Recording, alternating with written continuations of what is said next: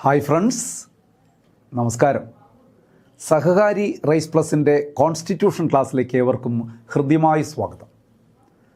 സുഹൃത്തുക്കളെ, വിജയം ഒരു ഭാഗ്യമല്ല, നിരന്തരമായ ഏകാഗ്രമായ പ്രവർത്തനത്തിലൂടെ നമ്മൾ നേടിയെടുക്കുന്ന ഒരു സൗഭാഗ്യമാണ്.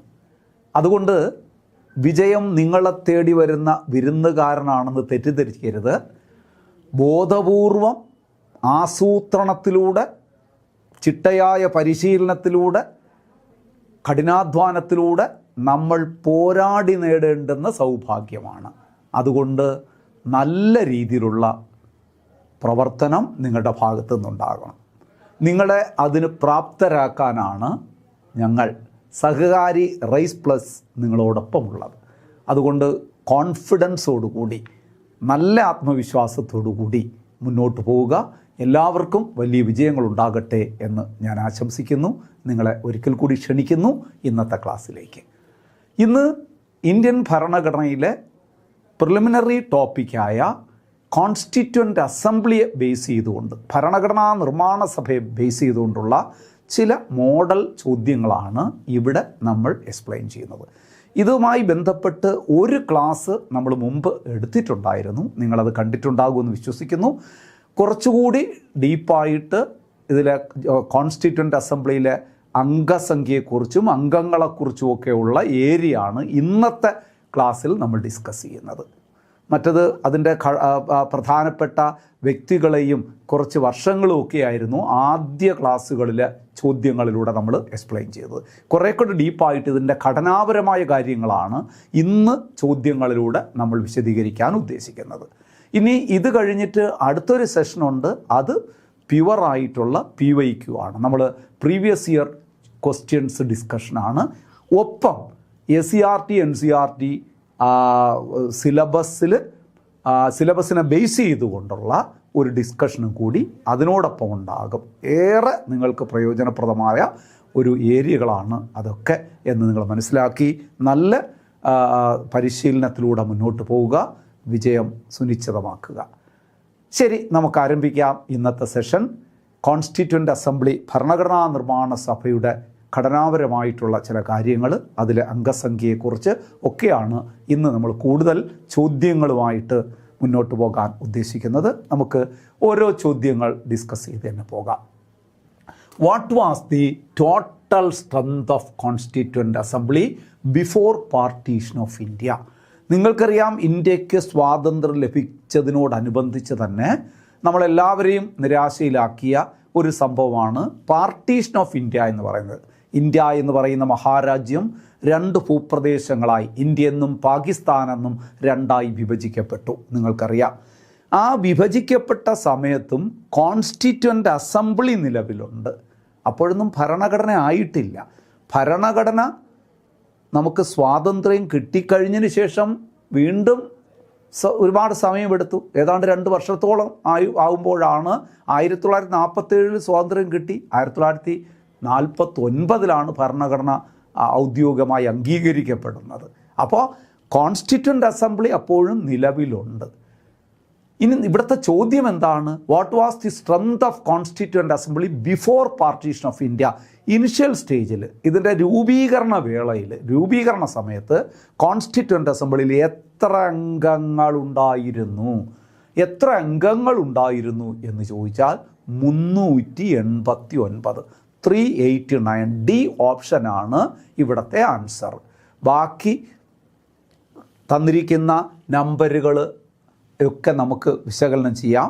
അതിന് പുറകെ ക്വസ്റ്റ്യൻസ് വരുന്നുണ്ട്. എങ്കിലും ഇവിടെ ഓപ്ഷൻ ഡി ഉത്തരമാണ് എന്ന് പറയുന്നതിനോടൊപ്പം ബാക്കി 3 ഓപ്ഷനും കൂടി ഞാനൊന്ന് പറഞ്ഞു പോകാം. 207 കിടക്കുന്നത് എന്താണ്? ഭരണഘടനാ നിർമ്മാണ സഭയുടെ ആദ്യ സമ്മേളനത്തിൽ പങ്കെടുത്തവരുടെ എണ്ണം. Number of members of constituent assembly participated in the first meeting of constituent assembly. 1946 December 9 ഡൽഹിയിലെ പാർലമെൻറ്റ് സെൻട്രൽ ഹാളിൽ വെച്ച് ആദ്യ സമ്മേളനം നടന്നപ്പോൾ 207 പേരെ അതിൽ പങ്കെടുത്തിട്ടുള്ളൂ. 389 പേരുള്ളതിൽ 207 പേര് പങ്കെടുത്തു, ഇൻക്ലൂഡിങ് 9 വിമൺ. അതിൽ 9 വനിതകളുണ്ടായിരുന്നു. വനിതകളുടെ ആകെ എണ്ണമല്ല പറയുന്നത്, ആദ്യ സമ്മേളനത്തിൽ 9 വനിതകൾ ഉൾപ്പെടെ 207 പേര്. ഇനി 296 എന്ന് പറയുന്നത് എന്താണ്? 296 എന്ന് പറയുന്നത് total number of members after partition of India. 389 അംഗങ്ങൾ ഉണ്ടായിരുന്നത് 299 പേരായി ചുരുങ്ങി വിഭജനത്തിന് ശേഷം. അതാണ് 296 പേര്. 299 ശ്രദ്ധിക്കണേ, 299. അപ്പം 389 total number at the time of formation of constituent assembly. After the partition the number was reduced to 299. 299. അപ്പോൾ ഈ 296 എന്താണ്? അതും ഒന്ന് ഓർക്കണം. 389 അംഗങ്ങൾ, ആദ്യം തുടക്കത്തിൽ 389 അംഗങ്ങൾ ഉള്ളതിൽ 296 പേര് ബ്രിട്ടീഷ് പ്രവശ്യകളിൽ നിന്നും 93 പേര് പ്രിൻസിലി സ്റ്റേറ്റ് ഇന്ത്യൻ നാട്ടുരാജ്യങ്ങളിൽ നിന്നുമായിരുന്നു. അപ്പോൾ ആ നമ്പറുകളൊക്കെ ഒന്ന് ശ്രദ്ധിച്ചേ. ഇവിടെ അതിനി വരും, ബാക്കിൽ ചോദ്യം വരുന്നുണ്ട്, അപ്പോൾ നമുക്ക് വിശദീകരിക്കാം. എങ്കിലും ഇപ്പോൾ ഒന്ന് ഒരു ചാർട്ട് പോലെ മനസ്സിട്ടുള്ളൂ. ഭരണഘടനാ നിർമ്മാണ സഭ നിലവിൽ വന്നപ്പോൾ ആ 389 അംഗങ്ങൾ ഉണ്ടായിരുന്നു. ആ 389 എങ്ങനെയായിരുന്നു? 296 പേര് ബ്രിട്ടീഷ് പ്രോവിൻസിൽ നിന്ന്, ബ്രിട്ടീഷ് പ്രവശ്യകളിൽ നിന്ന് തിരഞ്ഞെടുക്കപ്പെട്ടവരും 93 പേര് നാട്ടുരാജ്യങ്ങളിൽ നിന്ന് നാമനിർദ്ദേശം ചെയ്യപ്പെട്ടവരുമായിരുന്നു. ഇനി ആ 299 എന്തായിരുന്നു? 389 അംഗങ്ങൾ ഉണ്ടായിരുന്നത് പാർട്ടീഷന് ശേഷം, വിഭജനത്തിന് ശേഷം 299 അംഗങ്ങളായി ചുരുങ്ങി. ഇത്ര ഇവിടെ ഒന്ന് ഓർത്ത് വെച്ചോളുക. പിന്നീട് മറ്റ് ചോദ്യങ്ങളിലൂടെ ബാക്കി കാര്യങ്ങൾ നമുക്ക് പറയാം. ക്ലിയർ അല്ലേ? അപ്പോൾ ഇവിടെ ചോദിച്ചത് total strength of constituent assembly before the partition of India 389 ആണ് answer. How many members from British provinces were part of the constituent assembly before partition? ഞാൻ നേരത്തെ പറഞ്ഞതാണ്.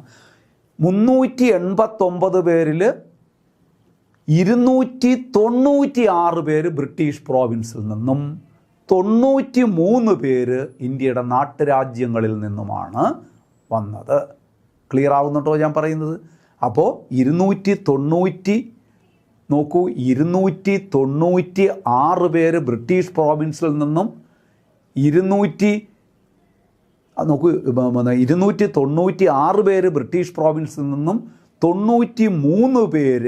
93 പേര് നമ്മുടെ നാട്ടുരാജാക്കന്മാർ നോമിനേറ്റ് ചെയ്യുന്ന അംഗങ്ങളുമായിരുന്നു. ഇത്രയും ക്ലിയർ ആയല്ലോ? അതൊന്ന് ഓർത്ത് വെച്ചോളുക. ഇവിടെ അപ്പോൾ ഒരു കാര്യം കൂടി നിങ്ങൾ ഓർക്കണം. ഈ ഭരണഘടനാ നിർമ്മാണ സഭയിലെ അംഗങ്ങൾ എങ്ങനെയുള്ളവരാണ്? തിരഞ്ഞെടുക്കപ്പെടുന്ന അംഗങ്ങളാണോ നാമനിർദ്ദേശം ചെയ്യപ്പെട്ട അംഗങ്ങളാണോ? Partly elected and partly nominated. മനസ്സിലാകുന്നുണ്ടല്ലോ? അതാണ് ഞാൻ പറഞ്ഞത്. 296 പേര് ബ്രിട്ടീഷ് പ്രോവിൻസിൽ നിന്ന് തിരഞ്ഞെടുക്കപ്പെട്ടവരും 93 പേര് നമ്മുടെ ഇന്ത്യൻ നാട്ടുരാജ്യങ്ങളിൽ നിന്ന് നാമനിർദ്ദേശം ചെയ്യപ്പെട്ടവരുമാണ് ശരിക്കും പറഞ്ഞു കഴിഞ്ഞാൽ നമ്മുടെ ഈ ഭരണഘടനാ നിർമ്മാണ സഭയിലെ അംഗങ്ങളായി വന്നത്. ആ 93 ആ നമ്പരൊന്ന് ശ്രദ്ധിക്കണേ. ഇത് ക്ലിയർ ആയല്ലോ? ഇതെന്തായിരുന്നു? ഇത് നമ്മുടെ പാർട്ടീഷന് ശേഷമുള്ള ആകെ അംഗസംഖ്യയാണ്. ഇത് നമ്മൾ പറഞ്ഞു, അതായത് എത്ര 296 പേര് ബ്രിട്ടീഷ് പ്രോവിൻസിൽ. ഇനി ഈ ഒരു നമ്പർ എന്താണ്? 292. ശ്രദ്ധിക്കണം, ഈ 296-ൽ 292 പേര് ബ്രിട്ടീഷ് പ്രോവിൻസിൽ നിന്ന് തിരഞ്ഞെടുക്കപ്പെട്ടവരും 4 പേര് ബ്രിട്ടീഷ് ചീഫ് കമ്മീഷണർമാരുടെ പ്രോവിൻസിൽ നിന്നും. അതായത് ഇതിനോടൊപ്പം നോക്കൂ, 296-ൽ 292 പേര് ബ്രിട്ടീഷ് പ്രോവിൻസിൽ നിന്ന്, അതുപോലെ ബാക്കി 4 പേര് ചീഫ് കമ്മീഷണർമാരുടെ പ്രോവിൻസിൽ നിന്നും. ഈ ജനസംഖ്യയൊക്കെ കുറഞ്ഞ 4 ഏരിയകളുണ്ടായിരുന്നു ചീഫ് കമ്മീഷണർമാരുടെ കീഴിലുള്ളത്. ഏതൊക്കെയാണെന്ന് അറിയാമോ? ഡൽഹി, അജ്മീർ, മേർവാർ മേഖല, അതുപോലെ കൂർഗ്, ബ്രിട്ടീഷ് ബലൂചിസ്ഥാൻ എന്ന് പറയുന്ന 4 ചീഫ് കമ്മീഷണർമാരുടെ ഏരിയയിൽ നിന്ന് 4 അംഗങ്ങൾ ഉണ്ടായിരുന്നു. ക്ലിയർ അല്ലേ ഞാൻ പറഞ്ഞത്? അപ്പോൾ how many members from the British province were part of constituent assembly എന്ന് പറഞ്ഞാൽ ബ്രിട്ടീഷ് പ്രോവിൻസിൽ നിന്ന് അംഗസംഖ്യ എത്ര പേര്? 296 പേരാണ്. ആൻസർ അതാണ്, ഡി ഓപ്ഷനാണ്. ഓക്കെ അല്ലേ? ശ്രദ്ധിക്കുക. അടുത്ത ചോദ്യത്തിലേക്ക് വരാം നമുക്ക്. നെക്സ്റ്റ് ചോദ്യം, after the partition of India what was the total strength of constituent assembly? Partition of India 299. Total number 299 നമ്മൾ പഠിച്ചു കഴിഞ്ഞതാണല്ലോ. അപ്പോൾ സി ഓപ്ഷനാണ് ആൻസറായി വരുന്നത്. ക്ലിയർ അല്ലേ? അടുത്ത് നോക്കൂ, how many women members were initially worked for constituent assembly? എത്ര വിമൺ മെമ്പേഴ്സാണ് initially worked for the constituent assembly? തുടക്കത്തിൽ എത്ര വനിതാ അംഗങ്ങളുണ്ടായിരുന്നു? 17. ഭരണഘടനാ നിർമ്മാണ സഭയിൽ തുടക്കത്തിൽ 17 അംഗങ്ങളായിരുന്നു വനിതകളായി ഉണ്ടായിരുന്നത്. എന്നാൽ after the partition this number was reduced to 15. 15ആയി കുറഞ്ഞു. 2 പേര് എവിടേക്ക് പോയി എന്നർത്ഥം? പാകിസ്ഥാനിലേക്ക് പോയി. നോക്കൂ, അപ്പം പാർട്ടീഷന് ശേഷം വലിയ മാറ്റങ്ങൾ വന്നു. 17 വനിതകളുള്ളതിൽ 2 പേര് എങ്ങോട്ടേക്ക് പോയി? പാകിസ്ഥാനിലേക്ക് പോയി. ബീഗം ജഹ്നാര ഷാനവാസ് എന്ന ഒരു വനിതയും ബീഗം ഷൈസ്ത സുഗറവാടി ഇക്രമുല്ല എന്ന് പറയുന്ന ഒരു വനിതയും. ഒന്ന് ഓർത്ത് വെച്ചോളൂ, ആരൊക്കെയാണ് ആഫ്റ്റർ ദി പാർട്ടീഷൻ പാകിസ്ഥാനിലേക്ക് പോയത്? ബീഗം ജഹ്നാര ഷാനവാസ്, ബീഗം ഷൈസ്ത സുഗറവാടി ഇക്രമുല്ല എന്ന് പറയുന്ന 2 പേര് പാകിസ്ഥാനിലേക്ക് പോയി. അങ്ങനെ 17 പേര് വനിതകളുണ്ടായിരുന്നത് 15ആയി ചുരുങ്ങി. അപ്പോൾ ഇവിടെ ചോദിച്ചിരിക്കുന്നത് how many women members were initially എന്നായോ? അത് 17. ഇനിഷ്യലി എത്രയാണ്? 17. ഡി ഓപ്ഷനാണ്. ആൻസർ ക്ലിയർ ആയല്ലോ. അടുത്ത നോക്കണം. നോക്കൂ, which of the following was not one of the 3 Malayali women members of the constituent assembly? താഴെ പറയുന്നതിൽ മലയാളി വനിത അംഗമല്ലാത്തതാര് എന്നാണ് ചോദ്യം. മലയാളി വനിതാ അംഗങ്ങൾ കോൺസ്റ്റിറ്റ്യൂവൻ്റ് അസംബ്ലിയിൽ 3 പേരേ ഉണ്ടായിരുന്നുള്ളൂ. ആനി മസ്ക്രിൻ, അമ്മു സ്വാമിനാഥൻ, ദാക്ഷായണി വേലായുധൻ. ആനി മസ്ക്രിൻ, അമ്മു സ്വാമിനാഥൻ, ദാക്ഷായണി വേലായുധൻ. ഈ 3 പേരെ മലയാളി വനിതകൾ ഉണ്ടായിരുന്നുള്ളൂ. ഇതിൽ പെടാത്ത പേര് വല്ലതും ഇവിടെ കിടപ്പുണ്ടോ ഒന്ന് പരിശോധിച്ച് നോക്കൂ. ഏതൊക്കെയാണ്? ആനി മസ്ക്രിൻ അംഗമാണ്. ഹൻസ ജീവരാജ് മേത്ത മലയാളി വനിതയല്ല. അപ്പോൾ അതാണ് ആൻസർ ഇവിടെ. ദാക്ഷായണി വേലായുധൻ, അമ്മു സ്വാമിനാഥൻ, ആനി മസ്ക്രിൻ 3 പേര് നമ്മുടെ മലയാളി വനിതകളായിരുന്നു. ശ്രദ്ധിക്കണേ, അവിടെ 1-2 കാര്യങ്ങൾ ശ്രദ്ധിച്ചാൽ നന്നായിരിക്കും. Annie Mascarene one and only women member from Travancore province. തിരുവിതാംകൂറിൽ നിന്ന് ഭരണഘടനാ നിർമ്മാണ സഭയിലെ അംഗമായ ഏക വനിതയാര് എന്ന് ചോദിച്ചാൽ അതാരാണ്? ആനി മസ്ക്രിനാണ്. എന്നാൽ മദ്രാസ് പ്രോവിൻസിൽ നിന്ന് ഭരണഘടനാ നിർമ്മാണ സഭയിലെ വനിതാ അംഗങ്ങൾ ആരൊക്കെയായിരുന്നു ചോദിച്ചാൽ അമ്മു സ്വാമിനാഥനും ദാക്ഷായണി വേലായുധനും. അപ്പോൾ ഇവിടെ ഈ നമ്മുടെ ചോദ്യത്തിൻ്റെ ആൻസർ എന്താണ്? ആനി മസ്ക്രിൻ, അമ്മു സ്വാമിനാഥൻ, ദാക്ഷായണി വേലായുധൻ. ബി ഓപ്ഷനാണ് ഇതിലെ അംഗമല്ലാത്ത മലയാളി വനിതാ അംഗമല്ലാത്തത്. ആരാണ്? ഹൻസ ജീവരാജ് മേത്ത. ബി ഓപ്ഷനാണ് ഹൻസ ജീവരാജ് മേത്ത. അവരെക്കുറിച്ചൊരു ചോദ്യം കൂടെ പഠിച്ചാൽ നന്നായിരിക്കും. ഹൻസ ജീവരാജ് മേത്ത എന്ന് പറയുന്നത് the woman who worked behind UDHR and Indian constituent assembly. പരീക്ഷയ്ക്ക് ചോദിക്കാം. UDHRൻ്റെയും ഇന്ത്യൻ ഭരണഘടനാ നിർമ്മാണ സഭയുടെയും ഭാഗമായി പ്രവർത്തിച്ച വനിതയാര്? ഹൻസ ജീവരാജ് മേത്ത, ഹൻസ മേത്ത എന്ന് നിങ്ങൾ പറഞ്ഞാൽ മതി. ഹൻസ മേത്ത. എന്താണ് UDHR? Universal declaration of human rights. സാർവത്രിക മനുഷ്യാവകാശ പ്രഖ്യാപനത്തിൻ്റെയും ഇന്ത്യൻ ഭരണഘടനാ നിർമ്മാണ സഭയുടെയും ഭാഗമായി പ്രവർത്തിച്ച വനിതയാര്? ഹൻസ മേത്ത. അത് ഓർക്കണം. UDHRൻ്റെ യൂണിവേഴ്സൽ ഡിക്ലറേഷൻ ഓഫ് ഹ്യൂമൻ റൈറ്റ്സിലൊക്കെ ഇവർക്ക് വളരെയധികം റോളുണ്ടായിരുന്നു എന്നുകൂടി ഓർമ്മിച്ച് വെച്ചു കൊടുക്കുക. ആ ചോദ്യങ്ങളൊക്കെ ഒന്ന് മനസ്സിലിട്ട് കൊടുക്കുക. നെക്സ്റ്റ് ചോദ്യത്തിലേക്ക് നമുക്കൊന്ന് പോകാം. Which of the following members was formed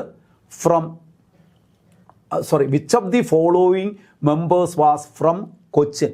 കൊച്ചിയിൽ നിന്നുള്ള ഭരണഘടനാ നിർമ്മാണ സഭയിലാണ്. ഭരണഘടനാ നിർമ്മാണ സഭയിൽ കൊച്ചിയിൽ നിന്നുള്ള അംഗങ്ങൾ ആരൊക്കെയായിരുന്നു?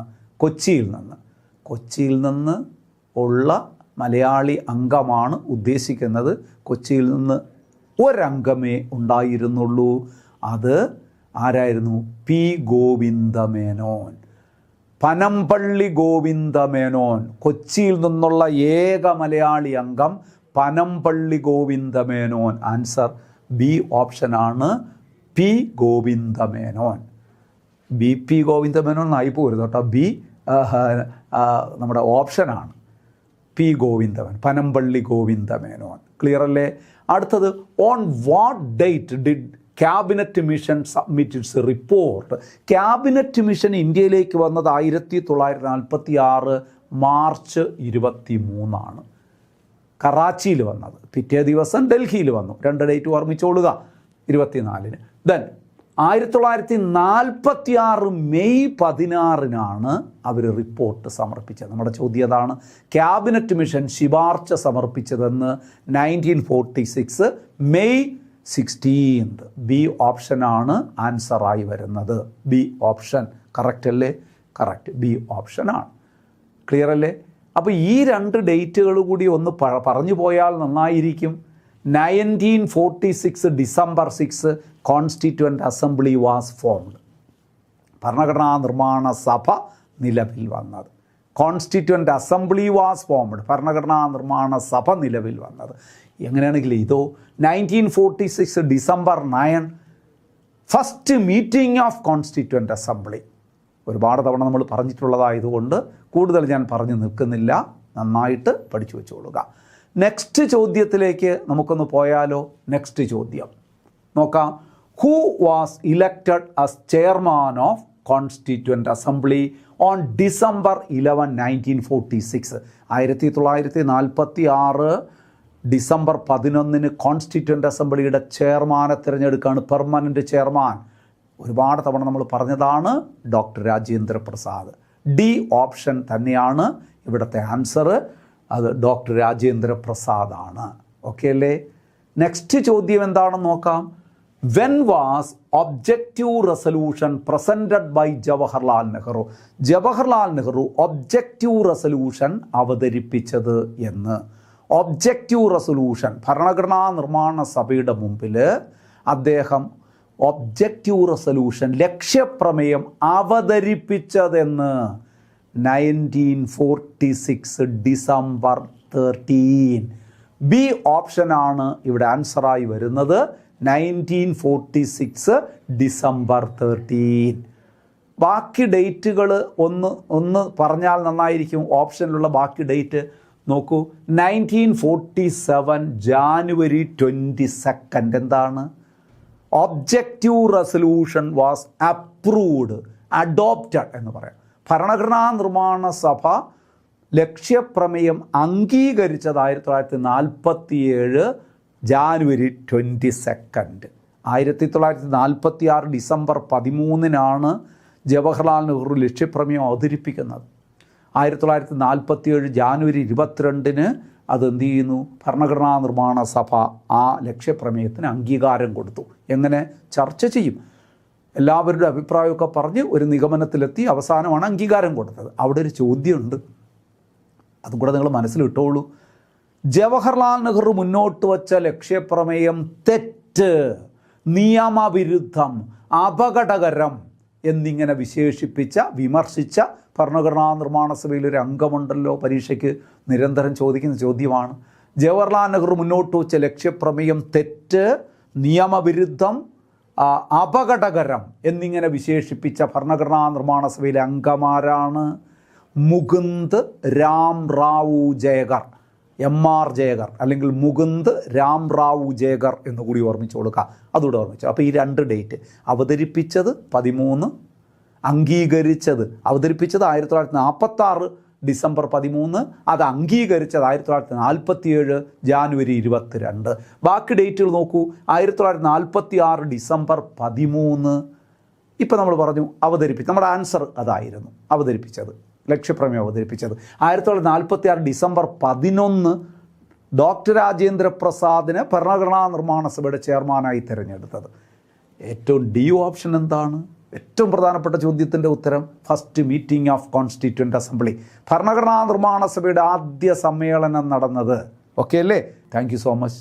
Good bye.